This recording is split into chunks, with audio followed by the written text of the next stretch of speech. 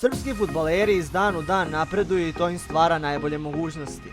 Danas se bavimo time da li postoji šanse da će biti sve više srpskih fudbalera u Premier ligi.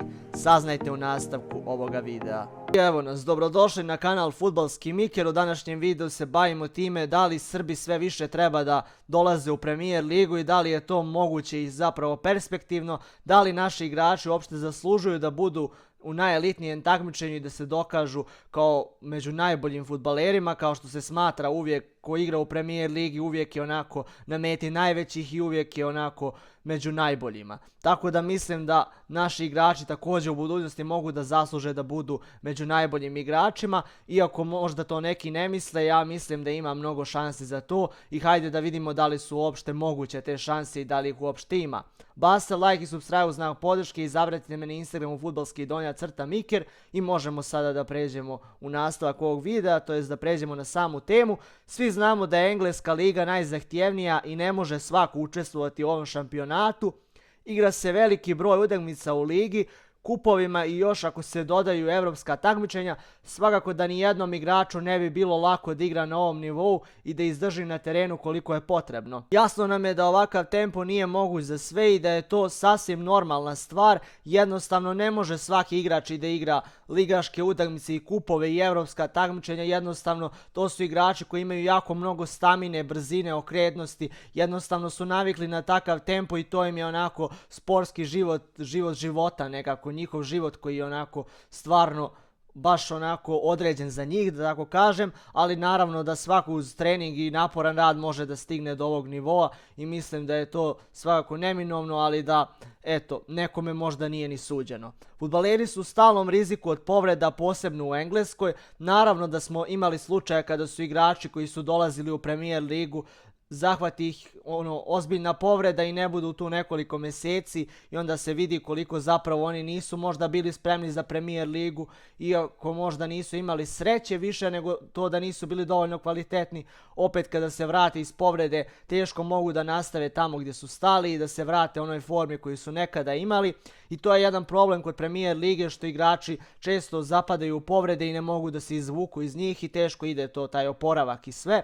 Ali eto, nadamo se da se to neće dogoditi ni jednom našem igraču u budućnosti koji bude došao u Premier ligu. I možemo sada dalje. Kada pričamo o srpskim fudbalerima, to je srpskim igračima u Premier ligi, realno da nemamo neki značajan broj ni u Championshipu, ni u manjim ligama Engleske, a ni u Premier ligi, ali postoje naznake da bi tako nešto moglo da se promijeni u budućnosti. Kada se sjetim prijašnjih naših igrača u Premier ligi, prvi mi na pamet padnu Branislav Ivanović, Aleksandar Kolarov, Nemanja Matić, Nemanja Vidić, Lazar Marković, Savo Milošević, Slaviša Jokanović, Mateja Kežman, Milan Jovanović, Lane i još mnogi drugi.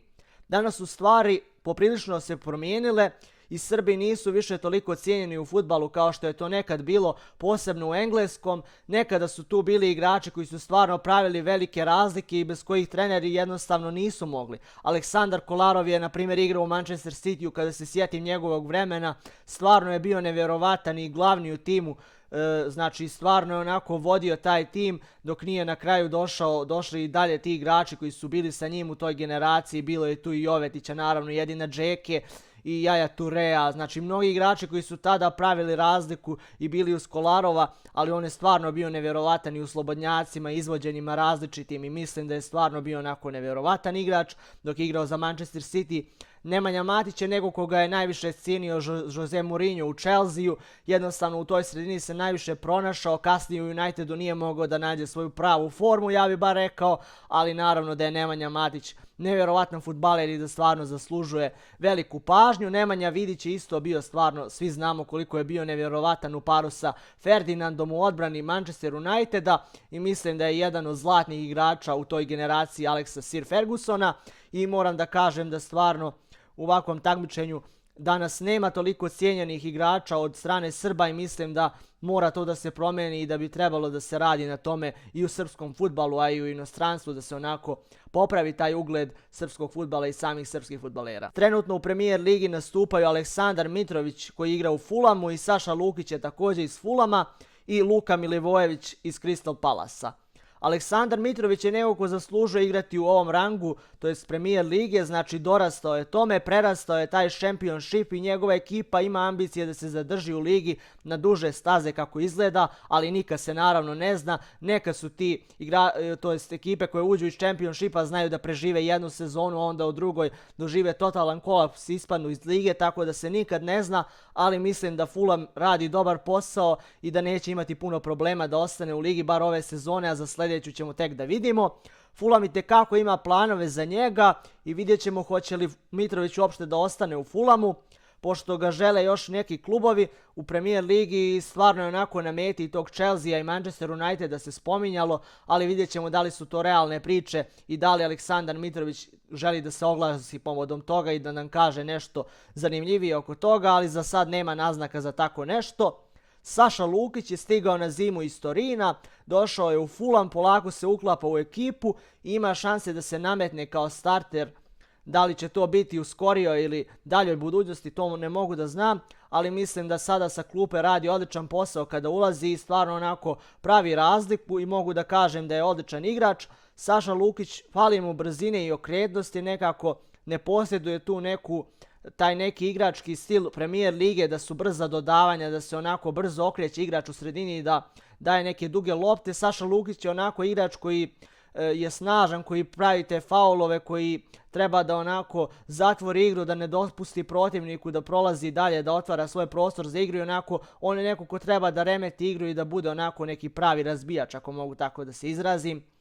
Ali on je jedan igrač koji je onako dosta dobar u duelima i timski je igrač, što svakako je potrebno Fulhamu koji igra na neki timski kvalitet, onako zajednički, i to svakako potencira njihov trener. Luku Milivojevića koji je ove sezone stvarno pao u formi i Vjera ga ne vidi kao opciju za prvi tim. Prethodnih godina je imao važnu ulogu u ekipi i nije više to isti igrač, jednostavno ima sada 31 godinu i dosta toga možda mu se dogodilo i van terena, ali mislim da on kao igrač više ne može da pruži to što je mogao Crystal Palace-u, ne dobija puno prilika i njegov Crystal Palace pravi loše rezultate, posebno u drugom dijelu sezone, tako da ni ne čudi zašto Luka Milivojević ne može da pravi neku ogromnu razliku kada njegova ekipa ne igra kako treba.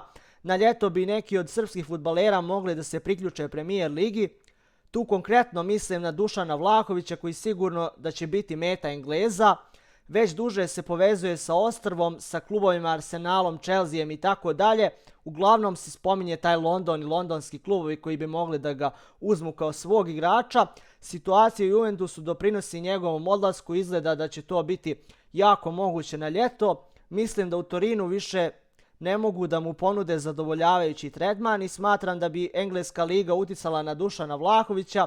Tada bi svi vidjeli o kakvom se potencijalu tačno radi i da li Vlahović uopšte zavređuje toliku pažnju koliko je pokazao u Fiorentini i koliko zapravo može da bude vrhunski napadač.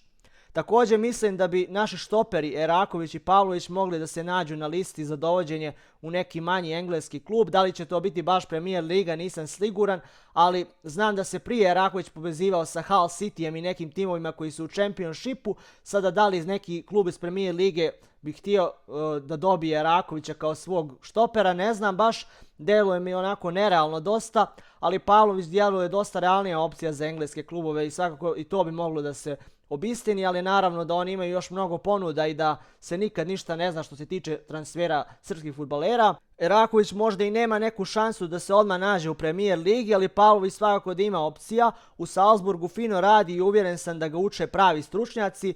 U reprezentaciji igra sve bolje, fali mu i dalje nekih segmenata u profilu igre, ali svakako da će ono što je potrebno dobiti sa odgovarajućim iskustvom i očekujemo i od Erakovića i Pavlovića da se u budućnosti mogu naći u visokim ligama, a nadamo se da će to možda da bude i Premier liga ako je to moguće.